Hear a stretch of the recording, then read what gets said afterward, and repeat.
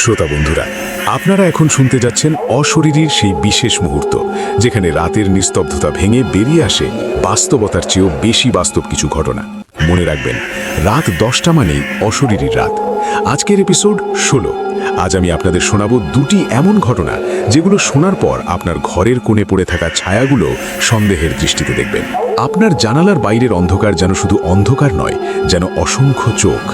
আজকের প্রথম ঘটনাটি এসেছে ঝালকাঠির এক গহীন গ্রাম থেকে, একটি কবরস্থানের কথা, যে কবরস্থান রাত 3:33 কথা বলে, কাঁদে আর সাক্ষী খোঁজে। আর দ্বিতীয় ঘটনাটি ফরিদপুরের এক সম্ভ্রান্ত পরিবারকে নিয়ে, যাদের ঘাড়ে চেপে বসেছিল এক কালো মাদুলির অভিশাপ। ধ্বংস হয়ে গেছে পুরো এক বংশ। প্রতিটি ঘটনা এতটাই বিস্তারিত, এতটাই গভীরে যাবে যে আপনি শুনতে শুনতে নিজেই সেই জায়গায় উপস্থিত হয়ে যাবেন। তাহলে সময় নষ্ট না করে শুরু করা যাক। ঘটনা শুরু করার আগে একটা ছোট্ট অনুরোধ, যারা এখনও অশরীরী পরিবারে যুক্ত হননি, তারা প্লিজ সাবস্ক্রাইব বাটন ও পাশের বেল আইকন টিপে অল নোটিফিকেশন অন করে নিন। কারণ আজকের ঘটনাগুলো এতটাই ভয়ঙ্কর যে শুনে আপনি হয়তো আর ফিরে আসার সাহস পাবেন না। আর যারা আগে থেকেই সাবস্ক্রাইবার, তারা আজকের ঘটনায় রেটিং দিতে লাইক বাটনে ক্লিক করুন এবং কমেন্টে লিখুন, আমি প্রস্তুত, যদি আপনি আজকের আতঙ্ক সহ্য করার সাহস রাখেন। প্রথম ঘটনা, 3:33, কান্নার সমাধির ডাক। এই ঘটনাটি আমাদের ঝালকাঠি থেকে পাঠিয়েছেন সাদ্দাম। অসংখ্য ধন্যবাদ সাদ্দাম, তোমার সেই ভয়াবহ রাতের প্রতিটি সেকেন্ড আমাদের সাথে ভাগ করে নেওয়ার জন্য। ঝালকাঠির একটি প্রত্যন্ত গ্রামের নাম নিয়েই শুরু করছি না, কারণ যারা সেখানে থাকে তারাই জানে তাদের গ্রামের পশ্চিম প্রান্তে যে পুরনো কবরস্থানটা আছে, সেটা আসলে তাদের গ্রামের অংশ নয়, সেটা একটা আলাদা জগৎ। স্থানীয়রা তাকে ডাকে বাইজানের মাজার বা শিশু কান্দার স্থান। এই নামগুলোই ইঙ্গিত করে এর পেছনে লুকিয়ে থাকা ইতিহাসের টুকরোগুলো। কথিত আছে, প্রায় 150 বছর আগে ব্রিটিশ আমলে এই এলাকার একজন খুবই দয়ালু ও ধার্মিক বৃদ্ধা মহিলা ছিলেন, যার ডাক নাম ছিল বাইজান। তিনি কোনো সন্তান না রাখলেও আশপাশের সব শিশুকে নিজের সন্তানের মতো ভালোবাসতেন। এক মহামারীর সময় গ্রামের অসংখ্য শিশু মারা যায়। প্রচলিত রীতির বাইরে গিয়ে এই শিশুদের কবর দেওয়া হয় ওই নির্দিষ্ট জায়গায়, আর তাদের রুহের শান্তি কামনা করে সেখানে বসতি গড়ে তোলেন বাইজান নিজেই, একটি ছোট্ট কুঁড়ে ঘর বানিয়ে। তিনি জীবিত থাকতেই ওই স্থানটিকে কবরস্থান হিসেবে চিহ্নিত করেন। তার মৃত্যুর পর তাকেও সেখানেই সমাহিত করা হয় শিশুদের পাশে। স্থানীয়দের বিশ্বাস, বাইজানের আত্মা সেই শিশুদের রুহের দেখভাল এখনও করে চলেছেন। কিন্তু ঘটনাটি এখানেই শেষ নয়। 1947-এর দাঙ্গার সময় আশেপাশের এলাকা থেকে বহু লাশ আনা হয় এবং তা দ্রুত সমাহিত করা হয় এই কবরস্থানেই, অনেকটা গণকবরের আকারে। তারপর 1971 সালে মুক্তিযুদ্ধের সময় এখানেই পাকিস্তানি বাহিনী ও তাদের দোসররা নিরীহ গ্রামবাসী, যারা ছিল নারী ও শিশু, তাদের নির্মমভাবে হত্যা করে একই স্থানে মাটি চাপা দেয়। এই স্তরে স্তরে জমে থাকা মৃত্যু, বেদনা আর অসমাপ্ত জীবন প্রক্রিয়া এই জায়গাটিকে তৈরি করে এক অস্বাভাবিক শক্তির আধার।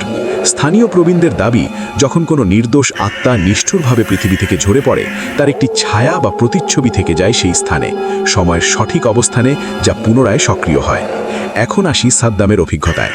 সাদ্দাম ছিলেন ঢাকার একজন গবেষক, প্যারাসাইকোলজি নিয়ে কাজ করেন।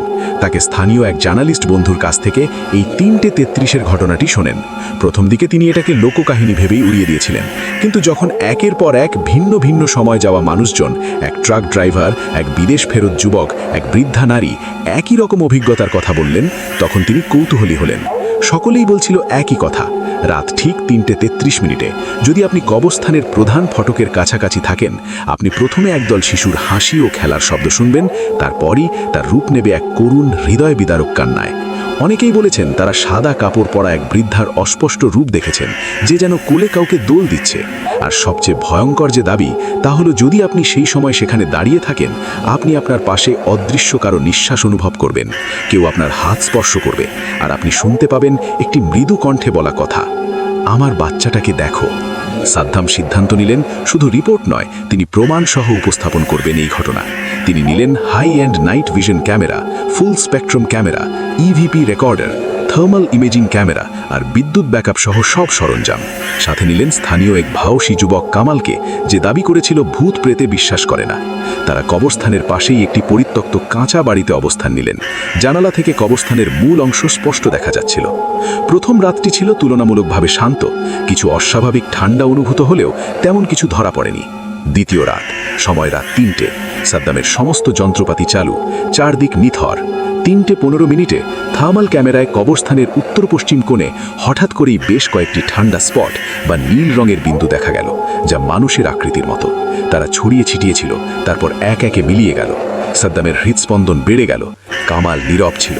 তারপর এলো সেই মুহূর্ত, সাদ্দামের হাত ঘড়ি, ফোনের সময় আর সমস্ত ডিজিটাল ডিভাইসের সময় সবকিছু একসাথে হঠাৎ করেই ফাঁকা হয়ে গেল, বা OO00 দেখালো, এবং পরবর্তী সেকেন্ডেই সেট হয়ে গেল 3:33। ঠিক সেই মুহূর্তেই ইভিপি রেকর্ডারে একটি তীক্ষ্ণ স্ট্যাটিক নয়েজের পর ভেসে উঠল স্পষ্ট শিশুর হাসির শব্দ, যেন 4-5টি শিশু একসাথে খেলছে। শব্দটা এতটাই স্পষ্ট আর বাস্তব ছিল যে কামাল নিজেও চমকে উঠে জানালার দিকে তাকালো।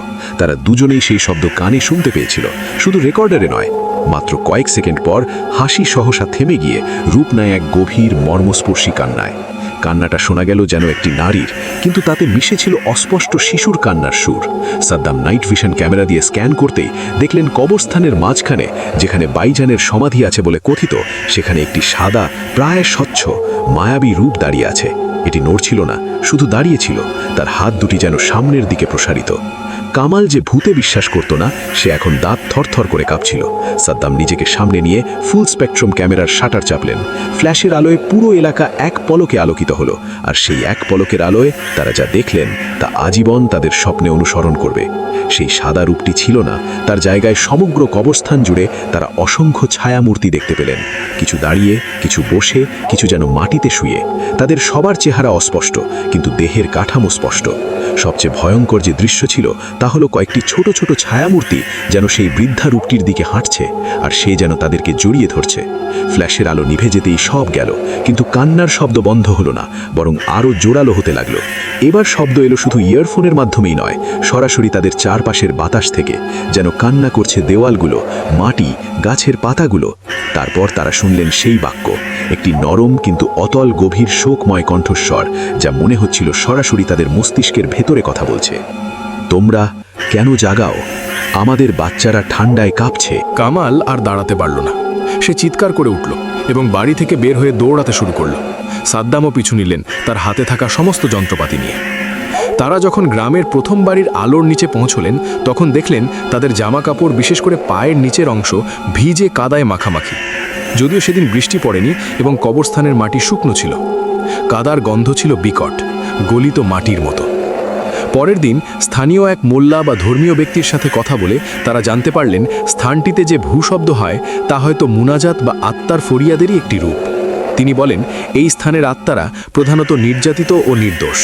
তাদের প্রয়োজন শ্রদ্ধা ও দোয়া, না যে কৌতূহল।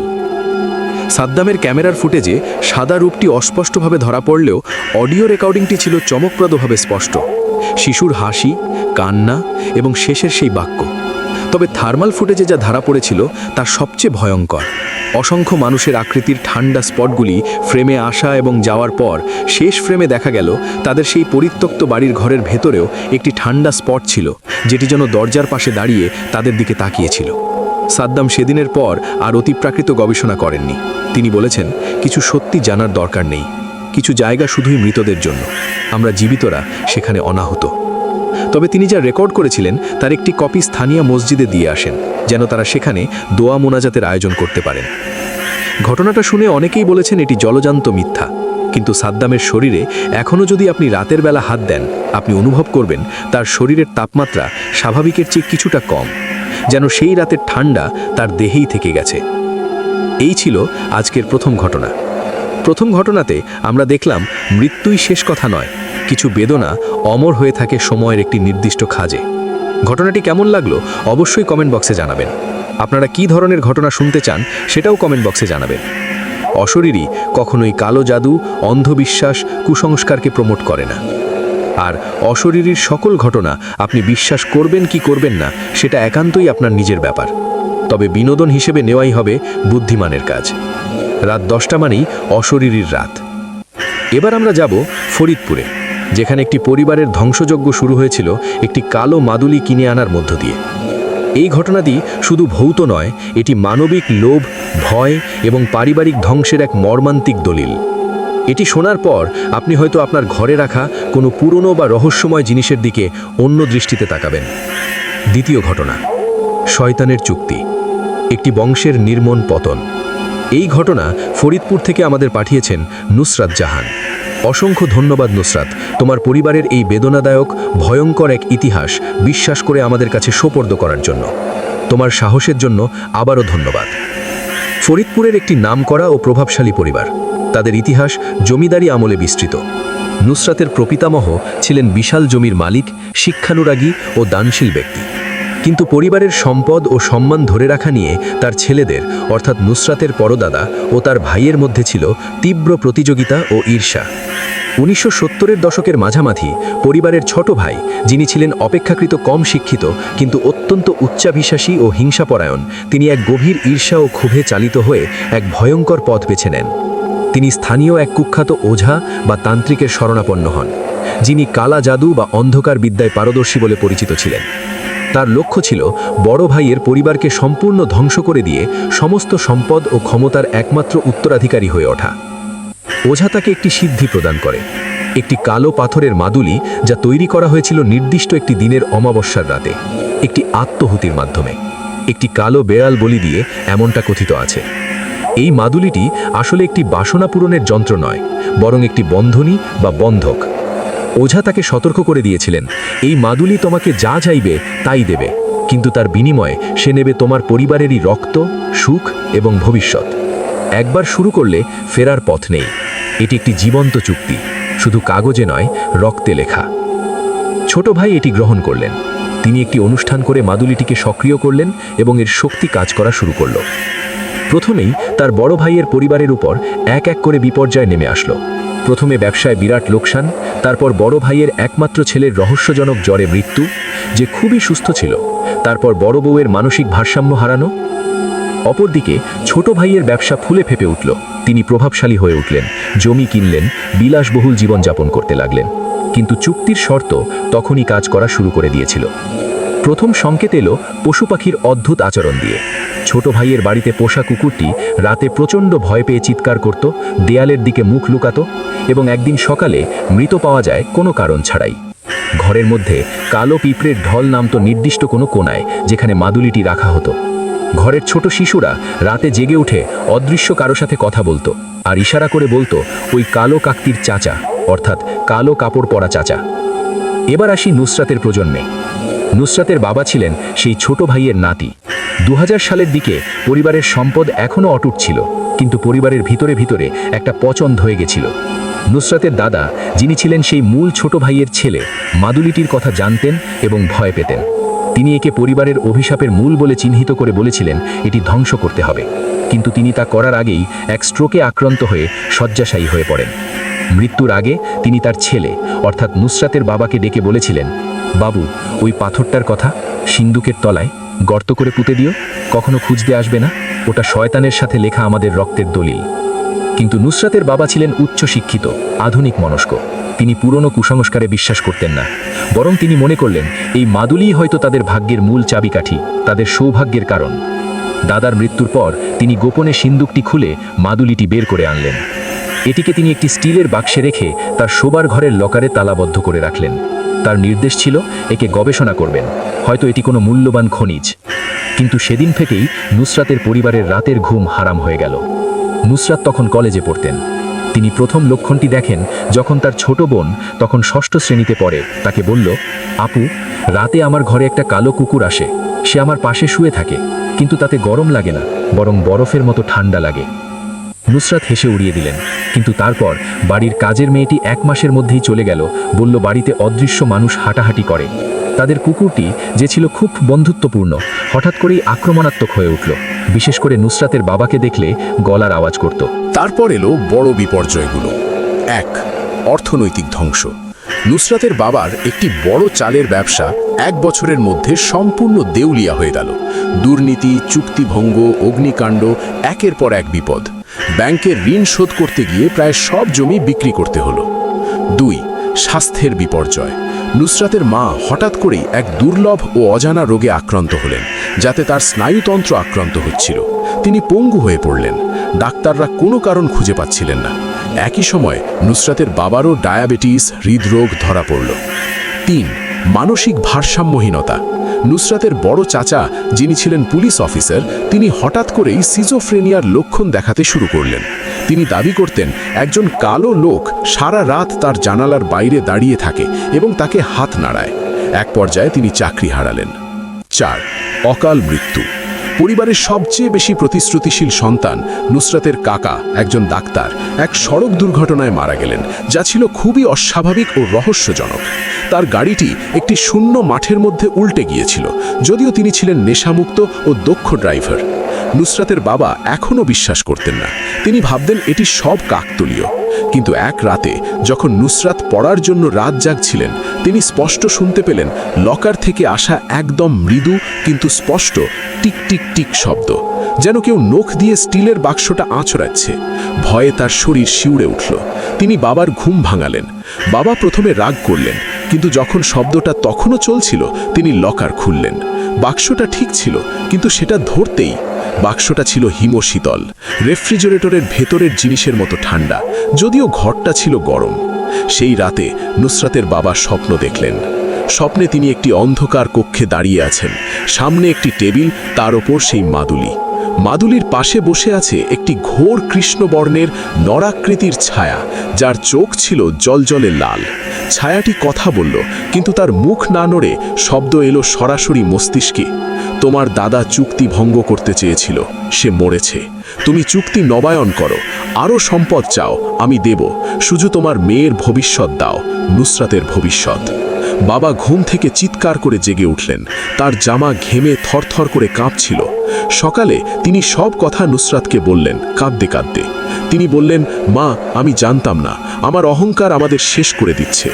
তারা দুজনে মিলে কি করবে ভাবছিল, তখনই নুসরাতের ছোট বোন, যে তখন অষ্টম শ্রেণীতে, সে হঠাৎ জ্বর নিয়ে পড়ল। তার জ্বর 105 ডিগ্রি ছাড়িয়ে গেল এবং সে ডেলিরিয়ামে ঢুকে অদ্ভুত সব কথা বলতে লাগলো। কালো পাথরটা গলিয়ে ফেলো, নদীতে ফেলে দাও, নইলে সে আমাকে নিয়ে যাবে। সে বলেছে সে আমাকে পছন্দ করেছে। এটাই ছিল শেষ স্ট্র। নুসরাতের বাবা স্থানীয় এক খুবই নামকরা ও সৎ পীর সাহেবের শরণাপন্ন হলেন। পীর সাহেব ঘটনা শুনে বললেন, এটি খুব শক্তিশালী ও ক্ষতিকর আসার প্রভাব। এটি সরানোর জন্য একটি বড় মেহনতের প্রয়োজন হবে এবং এতে মাদুলিটি ধ্বংস করতে হবে একটি বিশেষ পদ্ধতিতে। একটি বিশেষ রাতে পীর সাহেব তার কয়েকজন বিশ্বস্ত খাদেম নিয়ে নুসরাতের বাড়িতে এলেন। তিনি প্রথমে পুরো বাড়ি পরিষ্কার করলেন বিশেষ পানি দিয়ে। তারপর তিনি নুসরাতের বাবাকে বললেন মাদুলিটি বের করে আনতে। মাদুলিটি বের করার সময় ঘরের একটি প্রদীপ নিজে থেকেই নিভে গেল এবং ঘরে এক তীব্র গন্ধ ছড়িয়ে পড়ল, পচা ডিম ও গন্ধকের মতো। পীর সাহেব একটি বিশেষ লোহার পাত্রে মাদুলিটি রেখে তার উপর বিশেষ মন্ত্র পড়তে লাগলেন এবং লোহার পেরেক দিয়ে আঘাত করতে বললেন। প্রথম আঘাতেই মাদুলি থেকে একটি তীক্ষ্ণ অস্বাভাবিক চিৎকারের আওয়াজ বের হলো, যা কোনো মানুষের বা জানোয়ারের কণ্ঠস্বরের মতো ছিল না। এটি শুনে উপস্থিত সবাই স্তম্ভিত হয়ে গেল। একই সাথে মাদুলিটির কালো পাথরের ভেতর থেকে একটি লালচে তরল বের হতে শুরু করলো, যা দেখতে ছিল ঠিক জমাট বাঁধার রক্তের মতো। পীর সাহেব দৃঢ়ভাবে তার আমল চালিয়ে গেলেন। শেষে তিনি মাদুলিটিকে সীসার পাতায় মুড়ে একটি লোহার বাক্সে ভরে তাতে লবণ, লোহা ও বিশেষ কিছু ভেষজ দিয়ে পূর্ণ করলেন। তারপর সেটি নিয়ে গিয়ে স্থানীয় একটি খুব গভীর ও খ্যাতনামা নদীর মাঝখানে বিশেষ প্রার্থনা সেরে জলে নিক্ষেপ করলেন। নুসরত বলেন, মাদুলিটি জলে ফেলার পর থেকে পরিবারে ধীরে ধীরে কুপ্রভাব কাটতে শুরু করে। তার বোনের জ্বর চলে যায়, মায়ের অবস্থা স্থির হয়, যদিও সম্পূর্ণ সুস্থ হওয়া সম্ভব হয়নি, এবং পরিবারের দুর্ভাগ্যের স্রোত যেন থেমে যায়। তবে যেসব ক্ষতি হয়ে গেছে তা আর ফিরে আসেনি। তাদের সম্পদ, সুখ, অনেক সদস্য সবই হারিয়ে গেছে। নুসরতের বাবা এখন একজন ভগ্ন মানুষ, দিনের বেশিরভাগ সময় ইবাদত ও অনুতাপে কাটান। পীর সাহেব শেষে বলেছিলেন, এই মাদুলি ছিল একটি দরজা। এটি কোনো শক্তির উৎস নয়, বরং অন্ধকারের সাথে যোগাযোগের মাধ্যম। যারা এটা বানায় তারা মানুষের লোভ ও হিংসাকে হাতিয়ার বানায়। এটি পরিবারের সবচেয়ে দুর্বল লিঙ্ক দিয়ে ঢোকে, একজনের হিংসা দিয়ে শুরু হয়ে অন্যজনের অহংকার দিয়ে বিস্তার লাভ করে। এর মূল্য শুধু টাকা নয়, এর মূল্য হলো মানুষের আত্মা, পরিবারের বন্ধন এবং ভবিষ্যৎ প্রজন্মের সুখ। নুসরাতের পরিবার আজও সেই আঘাত কাটিয়ে উঠতে পারেনি। তিনি এই ঘটনা বলার কারণ হিসেবে বলেন, যাতে অন্য কেউ কখনো এই ভুল না করে। লোভে পড়ে অন্ধকারের সাহায্য নেয় না, কারণ অন্ধকার কখনো সাহায্য করে না, সে শুধু ক্রয় করে এবং তার দাম সর্বদা রক্তে পরিশোধিত হয়। শ্রোতা বন্ধুরা, আজকের ঘটনা দুটি এখানেই শেষ। ঝালকাঠির কান্নার কবরস্থান আমাদের দেখালো ইতিহাসের নির্মমতায় হারিয়ে যাওয়া আত্মারা কিভাবে তাদের বেদনার বার্তা পাঠায়। আর ফরিদপুরের কালো মাদুলির ঘটনা আমাদের শেখালো অন্ধকার শক্তির সাথে করা কোনো চুক্তির মূল্য কতটা ভয়াবহ হতে পারে। রাত 10টা মানেই অশরীরী রাত, কিন্তু মনে রাখবেন অনেক সময় এই অশরীরী শক্তি তৈরি হয় আমাদেরই লোভ, হিংসা, অহংকার ও অসমাপ্ত কাজ থেকে। প্রেতাত্মা শুধু কবরস্থানে থাকে না, প্রেতাত্মা থাকে আমাদের কর্মের মধ্যে, আমাদের সিদ্ধান্তের ফলাফলে। আপনারা কেউ যদি এমন কোনো অভিজ্ঞতার শিকার হয়ে থাকেন যা বিশ্বাস করতেও কষ্ট হয়, তা আমাদের সাথে শেয়ার করতে পারেন। আমাদের ইমেল বা সোশ্যাল মিডিয়ায় জানাবেন। আমাদের ইমেল অ্যাড্রেস হলো oshoririghost@gmail.com। আগামীকাল রাত 10টায় আবারও দেখা হবে নতুন কোনো ভয়ের ঘটনা নিয়ে। সে পর্যন্ত ভালো থাকুন, সুস্থ থাকুন, সুন্দর থাকুন, নিরাপদে থাকুন এবং এই গভীর রাতে পিছন ফিরে তাকাবেন না। শুভরাত্রি।